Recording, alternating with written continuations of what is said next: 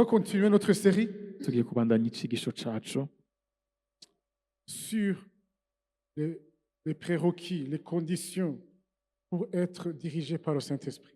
icigisho tumaze kwigihe kivuga ngo nibikenewe canke ibisabwa kugira ngo turongorwe n'Imana. Tu dois arriver à un moment Ugomba gushika ahantu où tu considères le Saint-Esprit comme ton meilleur ami. aho ufata mpwemu yera nk'inshuti yawe, Ton meilleur ami. ukamufata nk'inshuti yawe ikomeye, En qui tu te confies, uba ushobora kwizigira, à qui tu demandes des uba conseils, ushobora gusaba impanuro,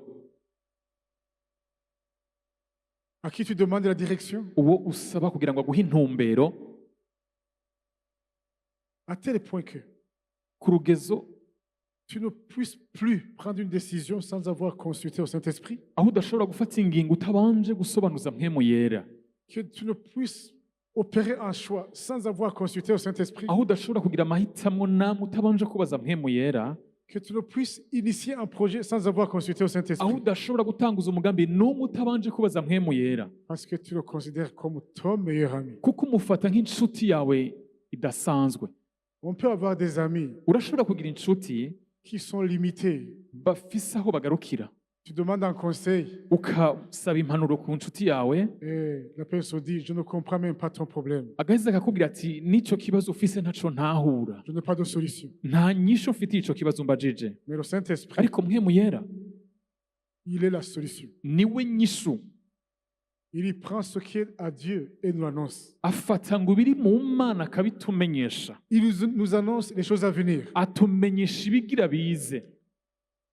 C'est le meilleur ami qui puisse exister. Niwe nshuti nyayo idasanzwe ishobora kuba ihari. Il n'a pas de spéculation. Nta nyungu arondera Son seul ziwe, objectif, intumbero yiwe ni imwe gusa, ta réussite. nuko we bururanirwa. Ta réussite, c'est sa fierté. Kururanirwa kwawe ni umunezero kuri we. Lorsque tu vis l'échec, Iyo uri kuraba mu kunanirwa c'est dur. biraremereye, Dieu le sait. Imana irabimenya. Lorsque ton enfant vit l'échec, Iyo umwana wawe ariko araba mu kunanirwa c'est dur. birababaza, biraremereye. Amen. Haleluya. Mu kirundi bavuga iyo bariko barahongora umwana ngo hasamane. Ankirundi Que de la ville. Hasamane. se canke nyina, Hasamase canke nyina. umwe muri abo, un de par. Alléluia. Amen, amen. Littéralement parlant, on dit que lorsqu'on est en train d'enlever une dent à un enfant, Amen. Alléluia. Haleluya. En fait, c'est sa maman qui sent la douleur, si je traduis littéralement. Iyo Amen. ko bahongura umwana ububabare nyina arabwumva canke se. Donc, cela veut dire que Et je veux l'échec ou la réussite d'un enfant, Amen, Ivyo birasobanura ngo kunanirwa canke gutera imbere k'umwana, je n'ai pas dit ce qui est correct. N'est-ce pas vrai? J'ai mal traduit.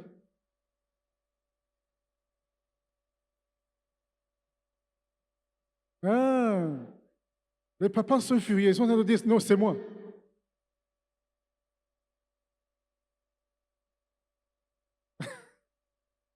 Alléluia.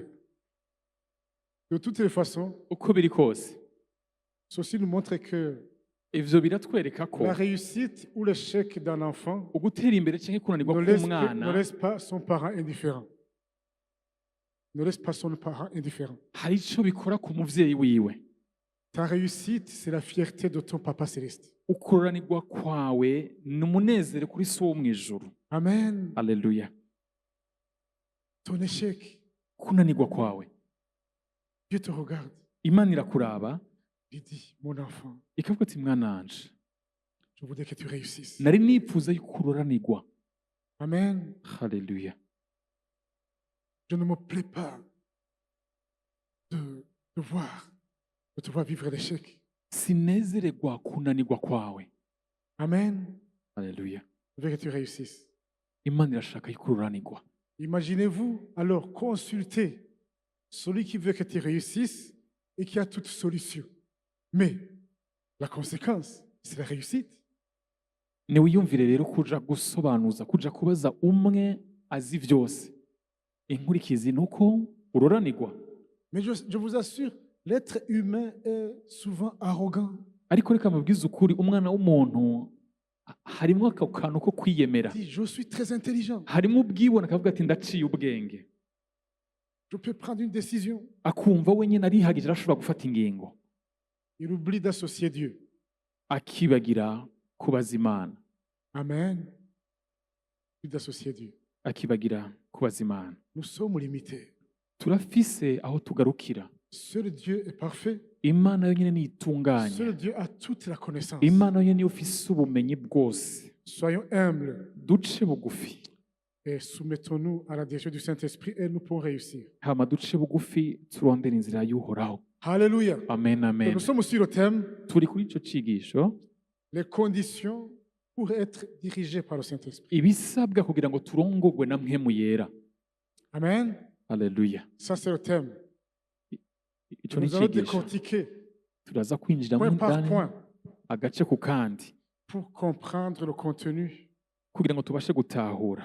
Et comme je l'ai dit la fois passée, Nk'uko yabivuze ubutaha, mon attente, ico yiteze, le résultat que j'attends, ico yiteze À la fin de la kizovamwo série. inyuma ya zino c'est nyigisho, que chaque personne qui aura entendu ces enseignements nuko umuntu wese azoba yarakurikiye zino nyigisho puisse avoir pris l'engagement, la décision ashobora kuba yaramaze kwiyemeza agafata ingingo d'associer le Saint-Esprit dans toutes ses décisions, dans tous ses choix et dans l'initiation de tous ses projets. agafata ingingo yo kwimatanya no gukorana na mpwemu yera mu ngingo zose afata n'amahitamo yose akora. Nous arrivons à un moment où on sent que c'est impossible de ne pas associer le Saint-Esprit. hazogera aho wumva bidakunda ko ushobora kugira na kimwe ushobora gukora utabanje gukorana na mpwemu Vous yera. savez, un jour, Paul a dit, Murabizi umunsi umwe, malheur à moi.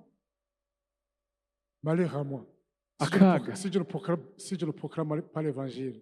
noba nambaye ibara hamwe ntoba ndiko ndavuga ubutumwa bwiza. Imaginez-vous quelqu'un qui arrive à cette étape, Nimwiyumvire kuba ugeze kuri urwo rugezo qui dit malheur à moi. ukavuga uti noba ngowe Si je ne proclame pas l'évangile. hamwe nobaho ntakivuga ubutumwa Tu bwiza, arrives au moment où tu dis malheur à moi. ukavuga uti ngeze, ukagira ahantu ho uvuga uti noba nambaye ibara Si je suis indépendant vis-à-vis du Saint-Esprit. hamwe byose noba ndavyikorana ntarinze kubaza mpwemu yera. Amen. Vous Haleluya. verrez les choses changeront. Muzobona ibintu bihinduka. Amen. Haleluya. Et dans cette église, nous le verrons. Kandi muri ino shengero tuzobibona. Ceux qui vous regarderont, Abantu bazobabona, ceux qui me regarderont, abazombona le verront. bazobibona, Ceux qui regarderont l'église El Shaddai, abazobona ishengero rya El Shaddai ils le verront. bazobibona. Amen. Haleluya. Une église Ishengero dont le Saint-Esprit est le meilleur ami. aho inyota yayo rukube Oh, les mugenzi wa choses mpwemu doivent yera, changer. ibintu bibwirizwa guhinduka. Amen. Haleluya. Et le diable ne le veut pas. Umugonizi ibyo ntabyo ashaka. Le diable est là Umugonizi ari aho pour te dire non, akubwira ati si uko, non. Tu es intelligent. aturaciye ubwenge. Le Saint-Esprit risque de te montrer des choses qui sont contraires à tes intérêts. Mpwemu yera ashobora kukwereka ibintu binyuranye n'inyungu zawe. Amen. Alléluia. Haleluya. Vous savez, la parole de Dieu dit Murabizi ijambo ry'Imana riravuga ngo que là où si deux personnes s'accordent sur la terre, c'est comme ça, c'est qui comme ça? Si deux personnes s'accordent sur la terre pour demander quelque chose à Dieu, de commun accord, Dieu doit l'accorder. ijambo ry'Imana riravuga ngo abantu babiri nibahuriza hamwe inama bagasaba ikintu bari hano mu isi, Imana irakibaha. Entre nous, Hagati yacu combien de fois ni kangahe tu as pris la décision de t'associer avec quelqu'un aho ufata ingingo ukifatanya pour demander quelque chose à Dieu? na mwene so kugira ngo usabe ikintu Imana. Amen. Haleluya. À la maison, Muhira, l'homme et la femme, umugabo n'umugore, combien de fois ils se prennent main dans la main ni kangahe bafatana amaboko pour présenter une requête à Dieu, kugira ngo bagire icyo basabye Imana de commun accord. bahuje umutima. Ceci veut dire Ivyo birasobanura ngo iki? négocier d'abord, Babanza kubivuganako, s'entendre sur le terme à dire à Dieu. bakabanza kumvikana ivyo bagiye gusaba Imana. Amen. Haleluya. Mais le diable va dire à l'homme, Ariko umugonizi acaza akabwira tu umugabo es la tête du foyer. ati rega wewe niwe umutwe Tu w'urugo, peux te présenter devant Dieu ushobora kuza imbere au nom de la y'Imana famille. ukaza mu gishingo c'umuryango. ça n'a pas la même puissance que se mettre à Dieu. Amen. De commun accord et présenter quelque chose à Dieu. ivyo ntibingana, ntibigira ubushobozi bumwe no kuza ugafatana ukuboko n'umugore wawe mukagira icyo musabiye hamwe Vous voyez Imana. combien on se prive d'un Murabona droit, d'un privilège que Dieu nous a fait murabona ingene twitesha opportunité canke amahirwe Imana à yaduhaye cause de l'arrogance. kubera ubwibone. Je suis la tête du foyer, Ni c'est vrai. jewe mutwe w'urugo. Mais Nivyo Dieu a dit, Imana yaravuze ngo si vous venez à deux, nimwaza muri babiri de commun accord, mukaza muhuje umutima n'inama et que vous me présentez une requête, hama mukagira icyo musavye, je suis obligé de l'honorer. ico kintu uzogikora. Amen. Aleluya. Mais le diable va te dire, Hama umugore aza akakubwira ngo mais reka ta reka, femme dira que tu n'es pas spirituel. umugore azoca akubwira we ko udakomeye mu by'imwemo. Amen. Aleluya. Tu vas te sous-estimer, te rabaisser. Erega uzoba wishize hasi, uzoba wimanuye imbere y'umugore Vous wawe. savez, on peut se... Je vois des maris qui sont tentés de rire. Alléluia. Amen, amen. Est-ce qu'on peut guérir ce matin? Mbega turashobora gukira kino gitondo, Est-ce qu'on peut guérir de cet orgueil ce matin? turashobora gukira ubwo bwibone kino gitondo. Est-ce que dès ce soir, Mbega uhereye uno munsi mw'ijoro, est-ce qu'on peut commencer à nous mettre ensemble avec nos épouses pour définir des sujets de prière communs? mbega turashobora gutangura uyu mugoroba gufatanya n'abagore bacu kugira ngo dusabe ibintu Imana turuhuje umutima n'inama, Et nous humilier, nous rabaisser hama pour accepter tukamanuka de négocier et de trouver tukemera, un compromis à présenter à Dieu. Et si on n'a pas de compromis, mettre ça au frigo et attendre. hama tukemera tugahuza tukavyumva kimwe n'abafasha bacu nabo twubakanye kugira ngo dusabe ikintu Imana turi hamwe. Igihe tudashoboye kumvikana ivyo bintu tukabanza tukabireka. Amen. Alléluia. Alléluia. Alléluia. Gloire à Dieu. Amen, amen. Donc, nous savons que l'homme a été créé pour réussir. Turabizi ko umugabo yaremwe kugira ngo aroranigwe. Il a été créé pour dominer. Yararemwe kugira ngo aganze, Et l'homme a besoin de réussir. kandi uyo mugabo nyene arakeneye kuroranigwa. Quand je dis homme, c'est-à-dire grand H, l'espèce humaine, homme et femme. Iyo tuvuze umugabo n'umugore arimo, C'est kuvuga umuntu. être humain. L'être humain a été créé pour réussir, pour dominer, pour régner. Kiremwa muntu cose caremwe kugira ngo kiganze. Mais nous savons que notre intelligence est limitée. Ariko turazi yuko ubwenge bwacu bufise aho bugarukira. Amen. Alléluia. Il ne faut pas que tu te suicides lorsque tu fais une erreur. Il faut dire, seul Dieu est parfait, je ne suis pas Dieu. Tire des conclusions et prends un nouveau départ. Si vyiza ko Ça serait l'orgueil. Si tu dis, je vais me pendre, je vais me suicider parce que j'ai échoué, ça c'est de l'orgueil. Tu veux dire, je suis comme Dieu. Seul Dieu n'échoue jamais.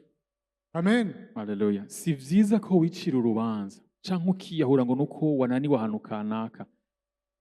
Imana niyitananigwa, wewe uri umuntu. Burya abantu biyahura canke bicira imanza nuko baba biyemera. N'ubwibone buba muri bo. Ariko Imana niyo yonyine itananigwa. Amen. Haleluya. Tire des leçons. Ahubwo ni wige aho wananiriwe. Amen. Haleluya. Ne craque pas, ne subis pas des AVC parce que tu dis j'ai échoué quelque part.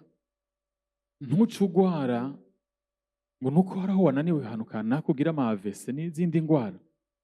Tu peux tirer des leçons. Ahubwo ushobora kuhakura Dis, icigisho. pourquoi est-ce que j'ai échoué dans ce secteur? Ni kubera iki mbe nananiriwe he aha hantu? Quelles sont les erreurs que j'ai faites? N'ayahe makosa nakoze nananiriwe he? Et tu prends un nouveau départ. Mugaheza ukagira indi ntango nshasha. Amen. Alléluia. Alléluia. Amen. Quelles que soient les circonstances, la vie continue. Ntaco bitwaye, ubuzima burabandanya. L'important, ce n'est pas aujourd'hui, c'est la fin. Igihambaye si uyu munsi, ahubwo ni iherezo.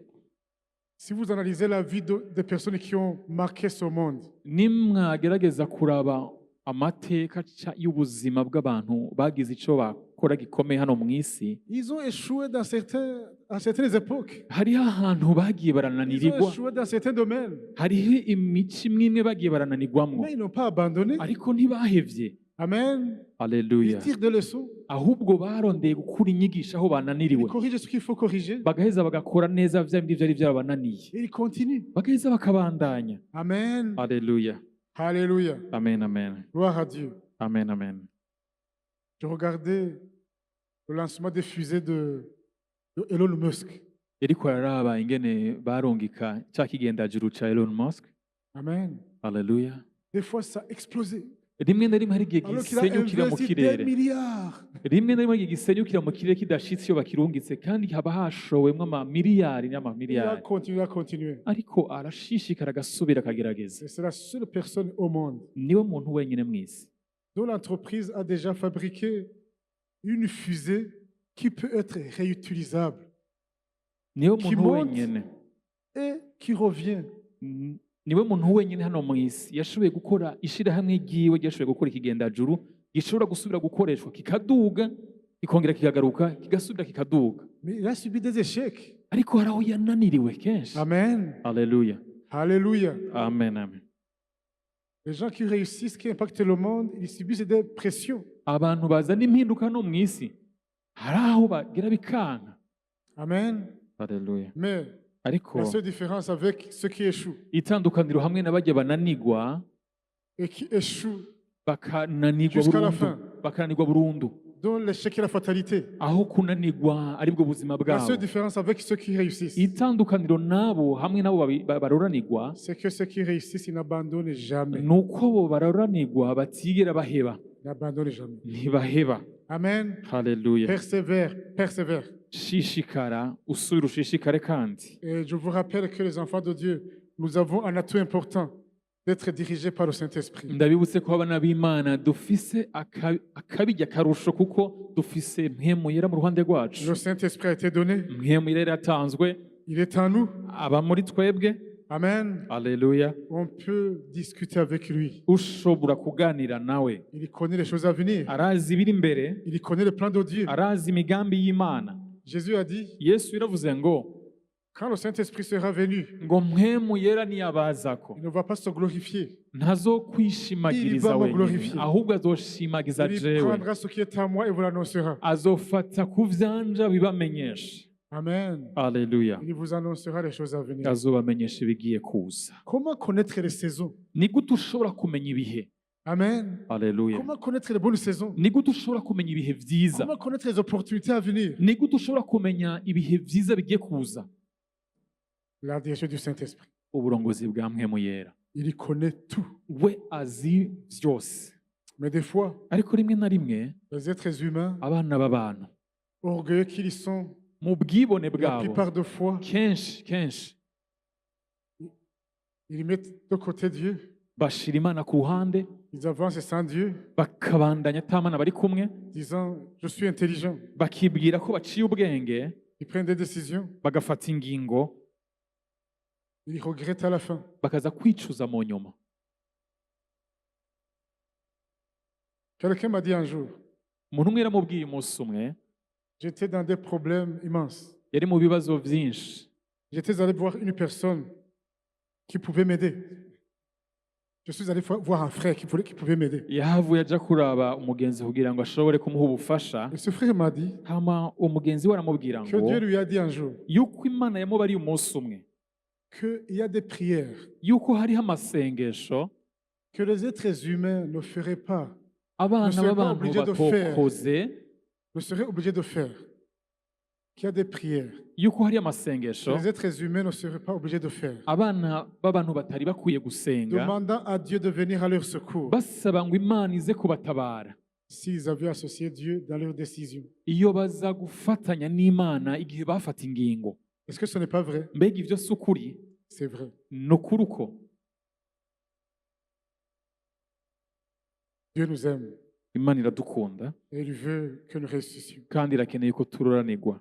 Associons le Saint-Esprit. Dufatanye na mpwemu Dès yera aujourd'hui, uhereye uyu munsi, prenez le Saint-Esprit comme notre meilleur ami. dufate mpwemu yera inshuti comme yacu notre ikomeye meilleur ami. nk'inshuti yacu ikomeye Et nous verrons la différence. hama tuzobona ubudasa Et je rappelle que le Saint-Esprit ndabibutsa yuko mpwemu yera dirige ceux qui sont nés de nouveau. arongora abo bamaze kuvuka ubwa kabiri. Romains chapitre 8, verset 14. Abaroma 8:14 Dieu dit Imana iravuga ngo que tous ceux qui sont dirigés par le Saint-Esprit sont enfants de Dieu. abarongorwa na mpwemu yera nibo bana b'Imana. C'est un des indicateurs Ni kimwe mu bimenyetso qui montre que quelqu'un est né de nouveau. kigaragaza yuko umuntu yamaze kuvuka ubwa Être dirigé kabiri par le Saint-Esprit. hama akarongorwa na mpwemu yera. Nous avons nos esprits sont vivants. Impwemu zacu ni nzima, Ils peuvent communiquer avec le Saint-Esprit. ishobora kuganira na mpwemu yera, Ils peuvent communiquer avec Dieu. ishobora kuganira n'Imana. Nous avons vu que Dieu, le Saint-Esprit, dirige ceux qui sont humbles. Twarabonye ko mpwemu yera arongora abo bantu baciye bugufi. Vous savez, demander à Dieu, au Saint-Esprit de te diriger, c'est de reconnaître tes limites.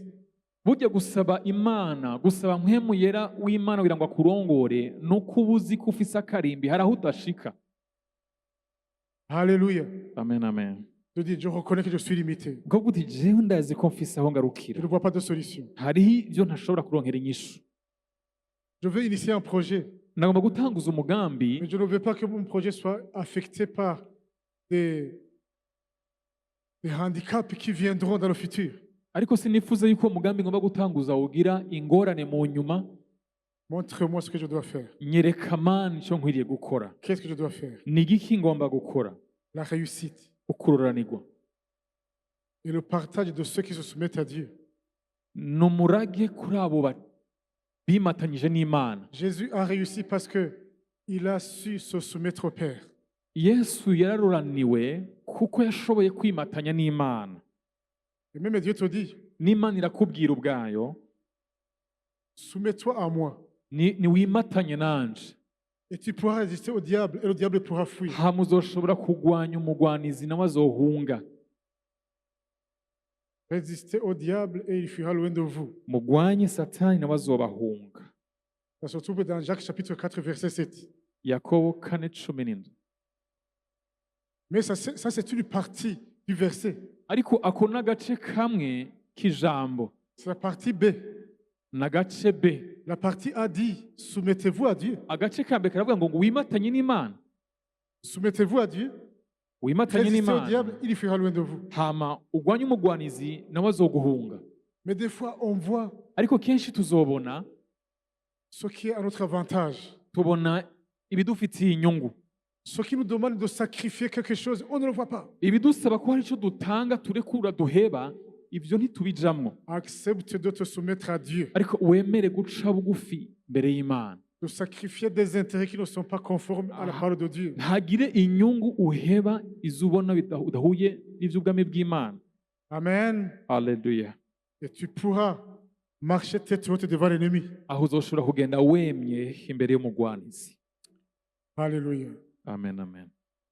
Nous avons vu que la foi est très importante Twarabonye yuko kwizera ari ikintu gikomeye pour être dirigé par le kugira Saint-Esprit. ngo umuntu abashe kurongorwa na mpwemu yera.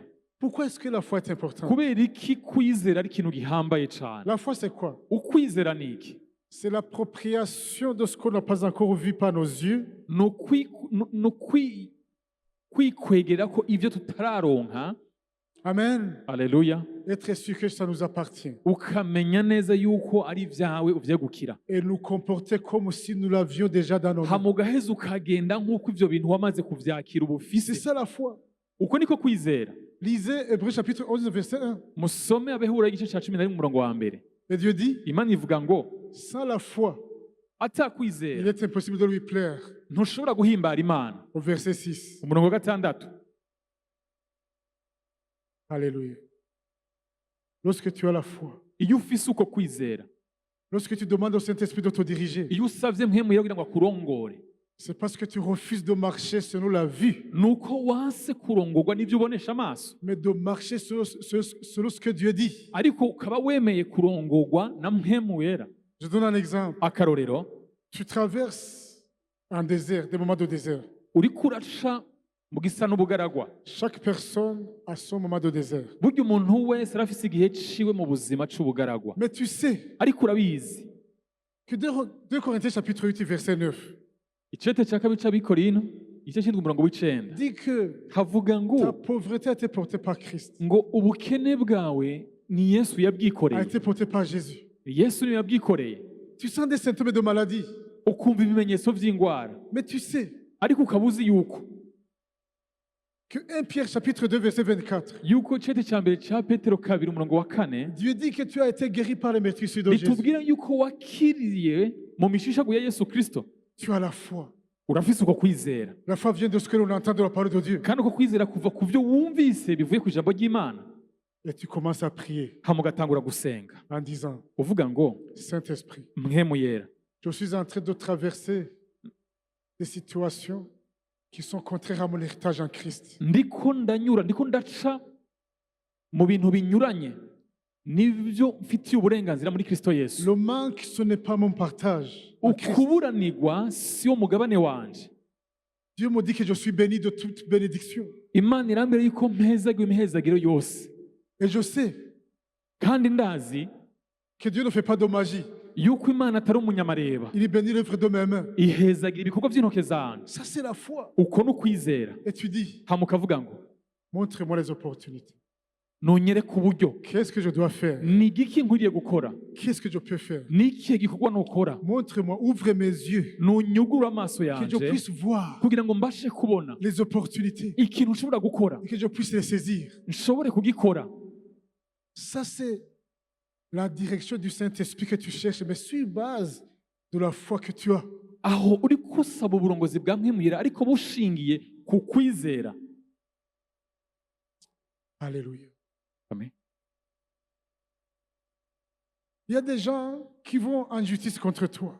Hari abantu bahagurukira kukugwanya, Et tu sais très bien hama urabizi neza que tu es innocent. yuko ataco wagirizwa uri umwere. Alléluia. Amen. Et Dieu dit Imana igakivuga ngo qu'il s'occupe de tes ennemis. yuko izogwanya bakugwanya. Des gens se lèvent contre toi Abantu bakaguhagurukira dans ton travail, dans tes affaires. kukaza aho ukorera mu byo usanzwe ukoramo, Et tu sais ariko ukaba uzi yuko que te toucher, kugukora ko wewe c'est toucher la prunelle de l'œil de Dieu. ni nko gukora mu mbonero y'uhoraho. C'est ce que Dieu dit. Niko Imana ivuga. Des gens veulent te faire du mal.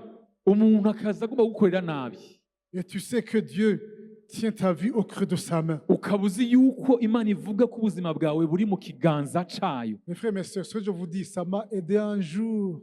Bene Je suis en data, train ibyo de parler ndababwira, des choses que j'ai expérimentées. ivyo ndababwira n'ivyo nabayemo n'ivyo naciyemo, Tu sais que Dieu ukaba uzi yuko tient ta vie au creux de ta main. Imana ubuzima bwawe bufise mu kiganza cayo. Et tu dis, hama ukavuga ngo Saint-Esprit, mpwemu yera, je sais qu'il y a des gens qui veulent me faire du mal. ndabizi ko rero abantu bariko barondera kungirira Mais nabi, je sais que Dieu, ariko ndabizi kandi ko qui prend soin de Imana moi, nos dons et nos sommeils. Imana inzigama ko idahunyeza ko idasinzira. Comment est-ce que je dois me comporter Ni face à ces gute gens? ngomba kwitwara muri iki kibazo? Je vais au bureau Nkagenda ku kazi aho nkorera, et ils sont là, ils ne veulent pas du bien pour moi. abo bantu dukorana mu biro nta cyiza banyipfurizako.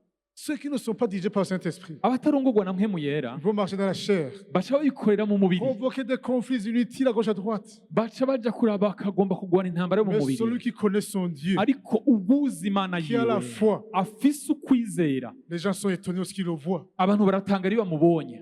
Amen. Alléluia. Haleluya.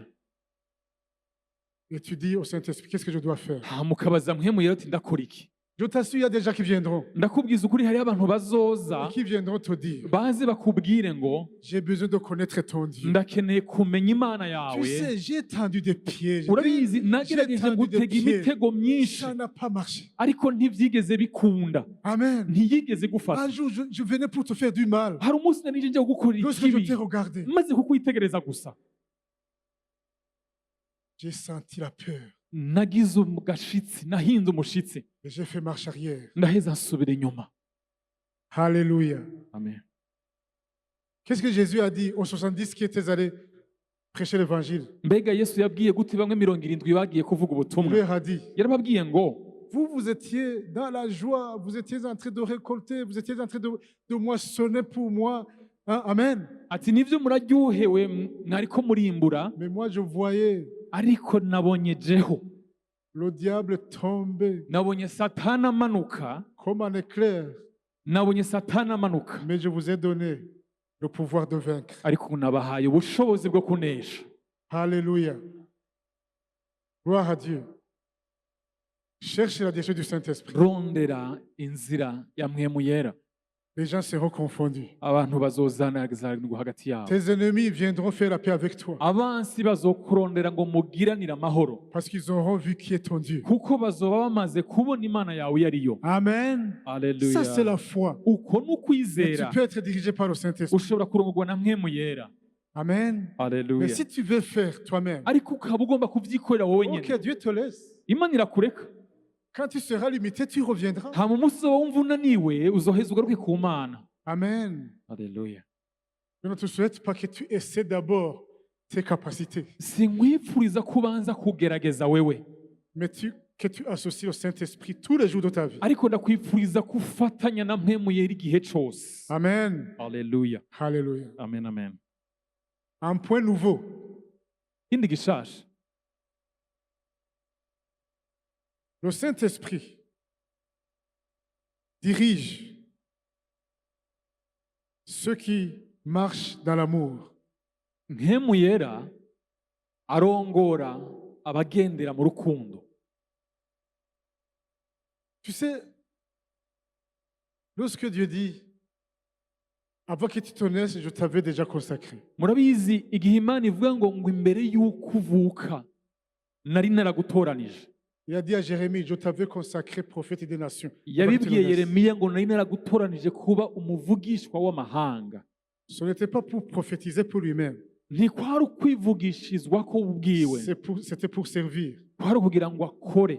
Donc ta destinée Ni ukuvuga icyo uhamagariwe gukora est umuhamagaro wawe attachée à ce que tu feras pour les autres, pour l'humanité. bifatanye n'ibyo uzokorera isi, Et tu ne peux pas servir celui que tu n'aimes pas. kandi ntushobora gukorera, ntushobora gufasha udakunda. Jésus a dit, Yesu niwe yavuze il n'y a ngo pas de plus grand amour nta rukundo runiniya que se donner pour ses amis. nk'ubwo kwitangira inshuti zawe.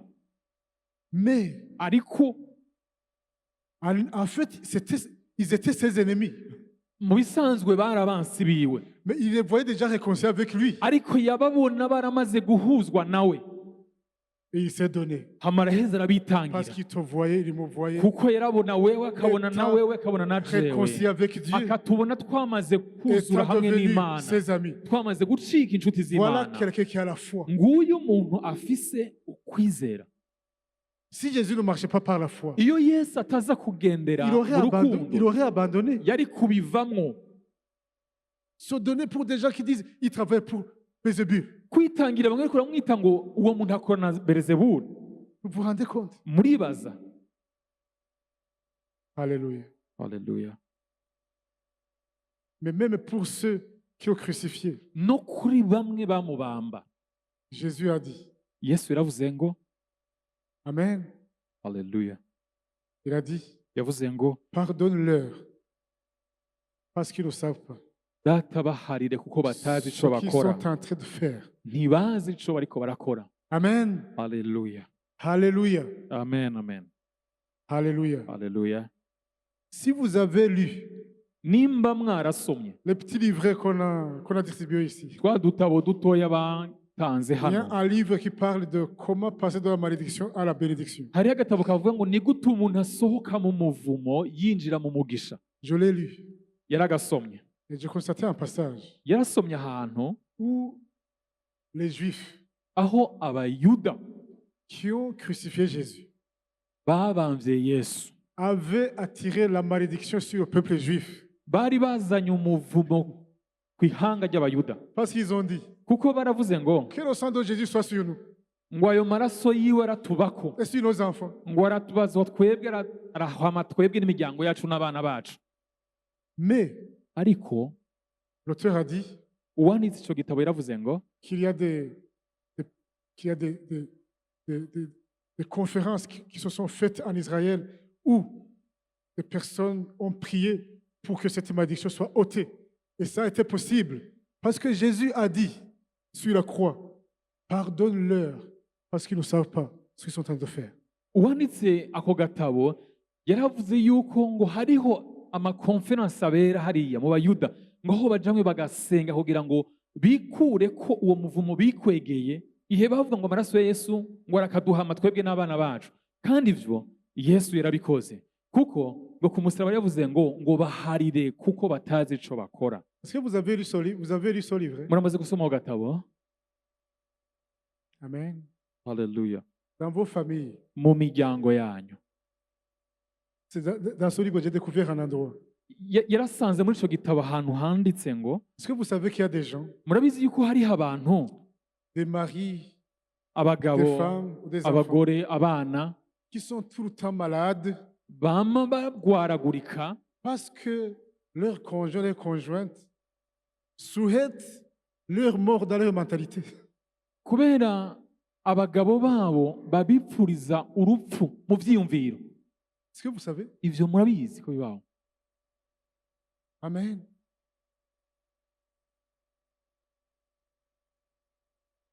Les femmes Abakenyezi à qui leurs maris disent je voudrais qu'on aille se coucher. Et la femme dit ndamene tsumutwe. bakabwira aho abagabo baba bati reka tugende kuryama, mugabo bagaca mwishura ngo ndamenetse Ubwo umutwe, batamenetse umutwe. ariko arabesha. Ils disent j'ai des maux de tête.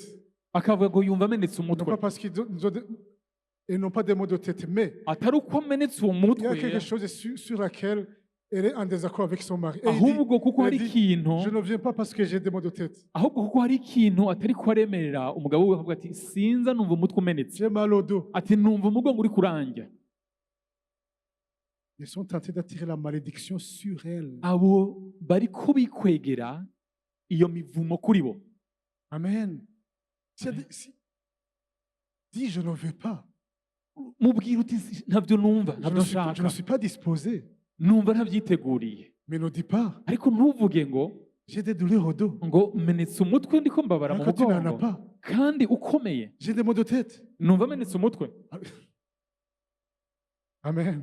Haleluya, Alléluia. amen, amen, Gloire à Dieu. Dis la haleluya. vérité. Mubwiza ukuri. Amen. Haleluya. Je ne suis pas disposé. Numva ntabyiteguriye. Tu sais, il y a un sujet sur lequel je ne suis pas d'accord avec toi. On va d'abord le régler. Urabizi hari ikintu kimwe tutaremeranya ko tutarumvikanako, reka tubanze turindire. Amen. Haleluya, Alléluia. amen, amen, Alléluia. amen. Et d'ailleurs, on dit que c'est ça la grande faiblesse des maris. On dit que lorsque les femmes acceptent de venir, hein, les maris pensent qu'ils sont réconciliés, alors qu'il y a un sujet qui est pendant. Aho niho ahubwo hagaragarira intege nke z'abagabo, kuko igihe abo bakenyezi bemeye bakaza, abagabo bace baza ngo nta kibazo gihari, kandi gisanzwe gihari. Non. Le problème est toujours là. Il faut le régler. Ikibazo kiracariho, banza mu gitunganye. Alléluia. Amen, amen. Marchez dans l'amour. Tugendere mu rukundo, Marchez dans l'amour. tugendere mu rukundo. Alléluia. Notre appel, c'est de servir. Umuhamagaro wacu ni uwo gukorera. Jésus a dit Yesu yavuze ngo que celui qui veut être le premier soit votre esclave. ugomba kuba mukuru nabakorere. Tu ne peux pas être esclave de quelqu'un Ntushobora kuba volontairement sans l'aimer. ntushobora kuba umuja w'umuntu utamukoreye, utamukunze. Ntushobora kumukorera, kumufasha utamukunze. Amen. Haleluya. L'amour. Urukundo. Quand tu as de l'amour, Iyo ufise urwo rukundo, tu dis au Saint-Esprit, urabwira mpwemu yera, je voudrais offrir le meilleur nari nifuza guha icambere à cyiza ces personnes. uyu muntu. Alors, montre-moi ce que tu peux Nunyereke faire. icyo ngomba gukora. Et le Saint-Esprit te dit, parce que tu as une motivation sainte, Mpwemu yera aheza akakurongora kuko intumbero yawe ni nziza, motivée par l'amour. kuko uri kusundikwa n'urukundo. Amen. Haleluya. Si tu veux être dirigé par le Saint-Esprit et l'amour, Niba ushaka kurongorwa na mpwemu yera, nugira urukundo muri wewe, marche dans l'amour. ugendere mu rukundo, Et le Saint-Esprit va te diriger. mpwemu yera azokurongora. Amen. Haleluya, Alléluia. amen, amen, Gloire à Dieu. haleluya. Je vous donne un exemple. Reka mbahe akarorero. Lisez 2 Corinthiens, chapitre 9, versets 8 et 9. icete cya kabiri cy'abikorino igice c'icenda Dieu umurongo dit w'indwi n'uw'icenda qu'il peut te bénir. imana ivuga ngo irashobora kuguhezagira Que chacun donne comme il a résolu en son cœur, sans tristesse ni contrainte, car Dieu aime ceux qui donnent avec joie. Verset 8. Et Dieu peut vous combler de toutes sortes de grâces, afin que possédant toutes sortes, toujours en toutes choses, de quoi satisfaire à tous vos besoins, vous ayez encore en abondance pour toute bonne œuvre. Amen. Alléluia. Selon ce qui est écrit, il a fait des largesses. Il a donné aux indigents. Sa justice subsiste à jamais. Tu peux lire le verset 8. umurongo w'umunani kandi imana ishobora kubasaza ku buntu bwose kugira ngo murushirize gukora ibyiza byose mufise ibibahagije muri byose. Je vais vous montrer la liaison avec l'amour. Reka ndabereke aho bihuriye n'urukundo. Si tu es égoïste, si tu vois toi, nimba uri ingumyi wikwegera ko ubona wewe gusa tu dis à Dieu, urabwira imana ngo j'ai besoin de satisfaire à tous les besoins de ma famille. nari nkeneye kuroraniriza iby'umuryango wanje Que ukeneye mes enfants byose, fassent de bonnes études, abana banje biga amashuri meza que je puisse pouvoir aux besoins alimentaires, kugira ngo nshobore kuronka ibyo gufungurira umuryango, qu'on puisse être bien vêtu, kugira ngo dushobore gushaza, qu'on puisse se déplacer. kugira ngo dushobore kwiyunguruza Très bien. neza. Amen. Aleluya. Mais Dieu dit ariko imana igaca ivuga ngo qu'il peut te bénir yuko ushoboye à kuguhezagira tel point ku rugezo rwaho qu'au-delà de la satisfaction de tes besoins, birenze uburyo ushobora kugira Tu es encore en ibikwiye abondance. ukagira ubundi musesekara pour faire toute bonne œuvre. kugira ngo ukore igikorwa Alors, quel est ton cyiza choix? cyose. Ça, c'est l'amour. ubwo ni urukundo. Si tu dis à Dieu ariko ubwira imana ngo que personne qui a faim, yuko umuntu wese ashonje qui entre dans mon enclos, yinjiye mu rugo iwanje ne rentre affamé. adashobora gusohoka ashonje, Qu'une personne qui n'a pas d'habits, yuko umuntu wese ari gusa ata mpuzu afise zo kwambara, qui porte des habits déchirés, yambara impuzu n'entre zitawutse pas chez moi akinjira mu rugo et rentre iwanje comme elle est venue. adashobora gusohoka uko yaje yambaye izo Que je n'aille mpuzu, pas à l'hôpital yuko ngiye mu bitaro et que je trouve des personnes nkabona abantu qui sont emprisonnées à l'hôpital et qui n'ont pas pu payer les frais de soins de santé bafunzwe mu bitaro kuko batashoboye kuriha amafaranga, et que je sois incapable de faire quelque chose pour la personne. hama nkabura uko nshobora kubarihira, Que je n'entende pas sinumve une histoire inkuru sur ma colline, dans mon quartier, ku muntu w'umubanyi où un enfant orphelin n'a pas pu étudier parce qu'il a manqué canke les frais de umwana scolarité et que w'imfuvyi je manque des fonds pour l'aider. bitakunze, yuko umwana w'imfuvyi bitakunze yuko aja ku ishuri kuko abuze amafaranga. Je veux être Iyo une nkuru source de, sindayumve je veux être une source de bénédiction. kuko nkeneye kuba isoko ry'umugisha kuri abo. Que au-delà de la satisfaction de mes Imana besoins, izoguhezagira ngo birenze, que j'ai encore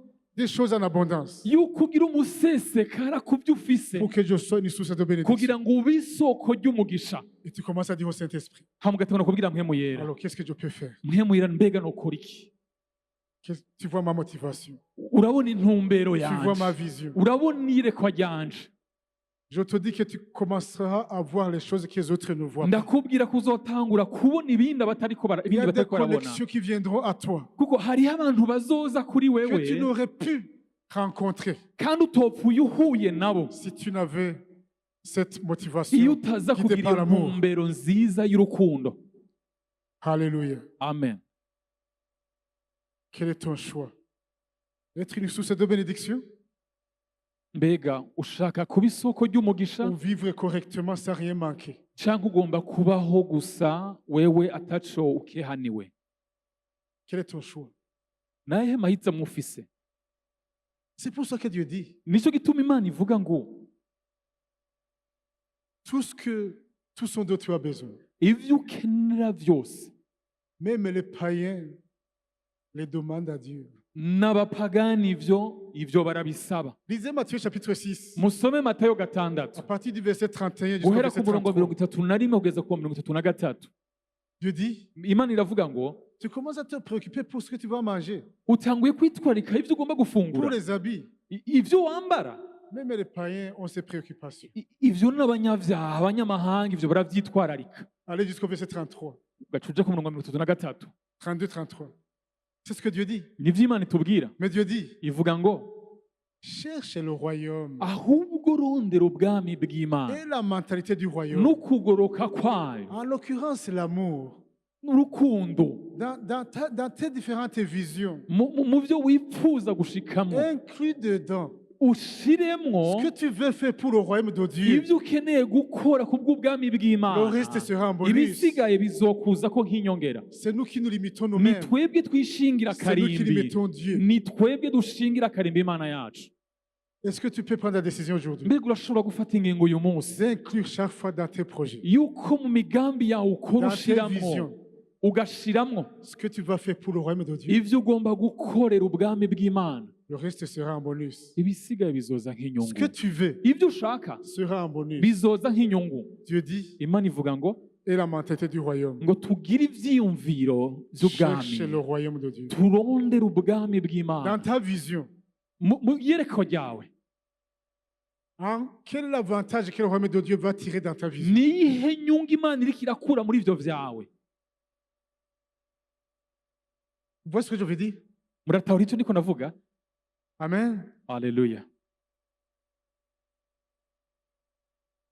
Je me souviens, il y a des ONG, des associations qui sont très fortes dans la communication. Ils disent, dans toutes les activités, nous voulons voir, amen, stratégie de communication. Comment est-ce que vous allez faire connaître l'activité? Hariho amashirahamwe akomakomeye iyo bariko baragira intunganya y'ibikorwa vyabo bashira ahantu uburyo bwo kuvugana. Amen. Alléluia. Même ici, on peut dire Kwimenyekanisha. que dans chaque activité du département, mettez-y une stratégie de communication pour que l'Église sache ce que les autres sont en train de faire. No mu gisata urimwo departement hagacemo ikintu cyo gukora kugira ngo ishengero bamenye ivyo turiko turakora. Alors, dès maintenant, Rero uhereye uyu munsi prends la décision de dire, ufata ingingo yo kuvuga ngo dans tous les projets que je fais, muri iyi migambi ndiko ndakora canke ngomba gukora. amen, Haleluya. dans tous les projets que je Muri vais iyi faire, migambi yose ngomba gutangura il y gukora aura toujours un point hazokwama harimwo qui ikintu dit, kivuga. amen, Haleluya. alléluia. Amen. Il y aura un point qui dit, Hazokwama harimwo ikintu kivuga qu'est-ce que le royaume de Dieu va bénéficier dans mon projet? mbega ubwami bw'Imana niyihe nyungu buzokura muri uyu mugambi? Quel est le bénéfice du royaume de Dieu dans mon projet? Niyihe nyungu Imana izokura muri uyu mugambi wanje? Je t'assure, tu verras les choses changer. Ndakubwiza ukuri uzobona ibintu bihinduka. Amen. Haleluya. On va se lever, on va Reka prier. tuvyaguruke hama Que dusenge. Dieu vous bénisse. Imana ibahezagire. Alléluia. Haleluya. Aujourd'hui, Uyu munsi nous avons pris 3 décisions. hari ingingo zitatu zafashwe. 3 décisions. Ingingo zitatu. La première décision, Ingingo ya mbere c'est de nous souvenir ni kwibuka qu'il y a de la puissance yuko harimo ubushobozi dans le fait de s'associer à une autre personne, mu buryo bwo gufatanya na mugenzawe de venir de commun accord, muhuje umutima n'inama, mukaza dukomena ko pour présenter quelque chose à Dieu. kugira ngo mugire ico musavye Imana. Amen. Haleluya. Ça va être une pratique dans nos familles, dans nos vies. Ivyo bigomba kuba ubuzima mu miryango yacu. Amen. Haleluya. 2. Ikindi kigira kabiri twabonye, Prendre le Saint-Esprit comme notre meilleur ami. tugafata mpwemu yera nk'inshuti yacu idasanzwe ikomeye, L'associer dans toutes nos décisions. tugafatanya nawe mu ngingo dufata. Vous savez, Murabizi, rien n'est plus glorieux nta kintu que de kihimbaye savoir que Dieu est de ton côté. nko kumenya yuko Imana iri mu ruhande rwawe. Même lorsque tu es dans le désert, tu sais, Dieu est de mon côté. Tu sais que n'igihe uri provisoire. kuraca mu bugaragwa ukamenya gusa ko Imana muri kumwe, ivyo birahumuriza. Amen. Haleluya. Associer le Saint-Esprit Fatanya na mpwemu yera, dans toutes tes décisions, tumira mpwemu yera mu ngingo dans tous tes ufata, choix, mu ngingo zose dans tous tes ufata projets. no mu migambi yose ufata. Amen. Haleluya. Cherchez la direction du Saint-Esprit Urondere kurongorwa na mpwemu yera, sur ce qu'il faut faire, ivyo ukwiriye sur gukora les ivyo ari endroits, vyo, sur les territoires de faveur, ku bice, ku burere sur les kanaka, bonnes personnes, sur les mu bons bibanza, partenaires, ku bantu batandukanye abo mugomba gukorana, sur les activités à faire. no ku bikorwa ugomba gukora. Amen. Haleluya. 3e, icya gatatu twiyemeje Troisième. ikigira gatatu Amen. Troisième chose. ikigira gatatu Dans tous nos projets, mu migambi yose yacu dans toutes nos visions, mu byo tugomba kuzoshikako byose aller au-delà de nos propres besoins turengere ibyacu bimwe dushaka gushikako gusa et définir le bénéfice du royaume de Dieu dans notre projet. hama dushiremwo inyungu z'Imana muri uwo mugambi. Amen. Haleluya. Alléluia. Amen. Gloire à Dieu. Haleluya. Les choses vont changer. Ibintu bizohinduka. Ton projet sera un projet de Dieu. Kuko umugambi wawe uzoba umugambi Dieu w'Imana. dira, j'ai trouvé un partenaire sur la terre. Imana izovuga naronse umufatanyabikorwa hano mu isi. Amen. Haleluya. Alléluia. Il y a des gens qui peuvent dire, moi je veux être riche Hari abantu bavuga ngo ndakeneye gutunga pour que je fasse un orphelinat. kugira ngo nzane irerero, Et dans cet orphelinat sera une porte d'évangélisation. kandi muri iryo rerero hazoba ari umuryango wo kuvuga ubutumwa. Amen. Haleluya. Il y a des gens qui disent, Hari abantu bavuga ngo Alléluia. amen, amen. Gloire à Dieu. Haleluya.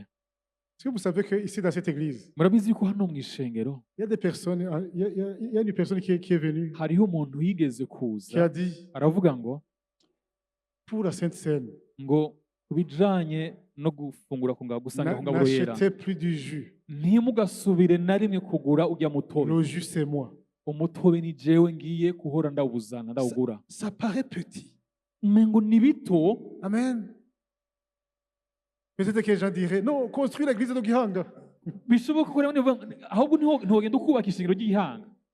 Amen. Vous Haleluya. savez, Jésus, un jour, il a dit, Murabizi Yesu umunsi umwe yaravuze ngo cette veuve, uyu mupfakazi elle a donné plus que tout le monde. yatanze byinshi gusumba bose, Et donc, il y a des gens qui ont donné beaucoup. kandi hariho abandi batanze umurengera. Dieu regarde le cœur. Imana isuzuma umutima, Il n'apprécie pas comme nous apprécions. ntiyitegereza nk'uko twebwe Mais twitegereza. tout ce que tu veux faire dans le royaume de Dieu, Ariko ibyo ugomba gukora mu bwami bw'Imana ne byose sois pas charnel. ntukabikorere mu mubiri, Que ce soit le Saint-Esprit qui te pousse à le faire. ariko urongo gusunikwe na mpwemu yera kubikora. Amen. Haleluya. Alléluia. Amen, amen. Ne fais pas des choses parce que tu as de l'argent, Ntugakore ibintu kuko ufise amafaranga, mais fais des choses ahubwo bikore pour lesquelles tu auras une couronne parce que tu l'auras fait dans l'obéissance à la voix de Dieu. ukore vya bindi uzoronkera igitsibo kuko uzobikorera mu kumvira. Amen. Haleluya. Alléluia. Amen. Je vous assure, Ndababwije Les choses ukuri changeront. ibintu bizohinduka. si tu penses au bénéfice du royaume de Dieu dans tous tes projets, dans toutes tes visions, Niwashira mu inyungu y'Imana mu migambi ukora mu byo wifuza gushikako,